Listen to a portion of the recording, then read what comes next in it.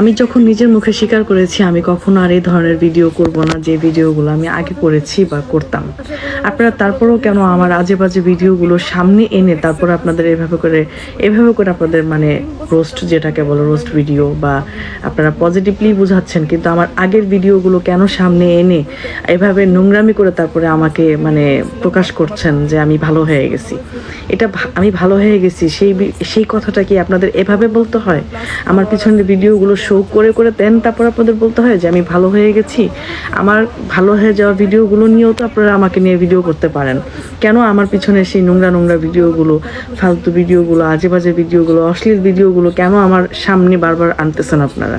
আপনারা এগুলো বন্ধ করে দেন। আমি বলেছি এগুলো বন্ধ করে দেন, এগুলো আর কইরেন না। আমি সুন্দর পথে আছি। আপনারা আমাকে যদি এ ব্যাপারে এপ্রিশিয়েট করতে হয় তাহলে সুন্দর ভিডিও দিয়ে করেন, আমার আজে বাজে ভিডিও দিয়ে করেন না। আমি যেই জীবন থেকে আল্লাহর কাছ থেকে মাফ চেয়ে বের হয়ে আসছি, আপনারা আমার সেই জীবনের ভিডিও দিয়ে কেন এভাবে করে ক্লিপ বানাচ্ছেন? আমাকে কেন আবার নতুন করে অপমান করছেন? আমি তো আপনাদের সবার কাছে ক্ষমা চেয়েছি। আমাকে নিয়ে প্লিজ আপনারা ভিডিও করা বন্ধ করে দেন। আমি আপনাদেরকে একটা কথাই বলবো, আপনাদের যদি আমাকে নিয়ে ভিডিও করার কোনো ইচ্ছা থাকে দেন আমার ভালো ভিডিও নিয়ে, আমার সামাজিক ভিডিও নিয়ে আমাকে নিয়ে কথা বলেন। এছাড়া আদারওয়াইজ আমার আজে বাজে ভিডিও সামনে তুলে ধরে আপনারা অবশ্যই ভিউয়ার্স নেবেন না। আপনারা ভিউয়ার্সের জন্য আপনারা শুধুমাত্র আমাকে ব্যবহার করতেছেন। এই মুহূর্তে এই কাজটা করেন না ভাই। আমাকে নিয়ে আপনারা অনেক ভিডিও করছেন, অনেকেই অনেক অনেক অর্থ উপার্জন করছেন আমার ভিডিও দিয়ে।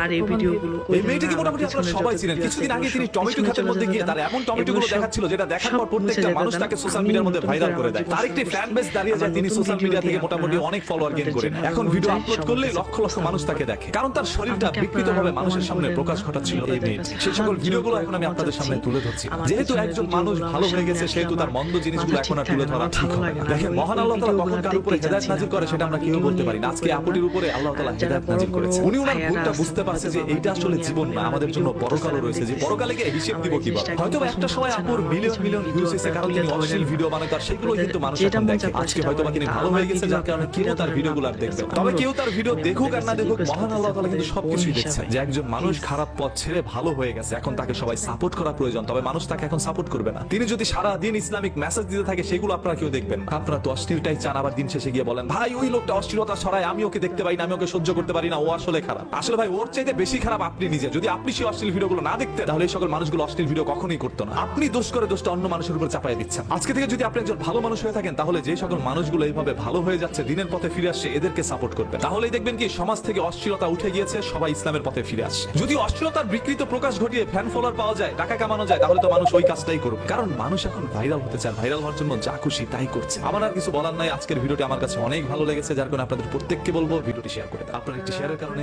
এইভাবে ভুল পথ থেকে সঠিক পথে ফিরে আসতে পারে। ভিডিও করেন, আমাকে নিয়ে আর ভিডিও করিয়েন।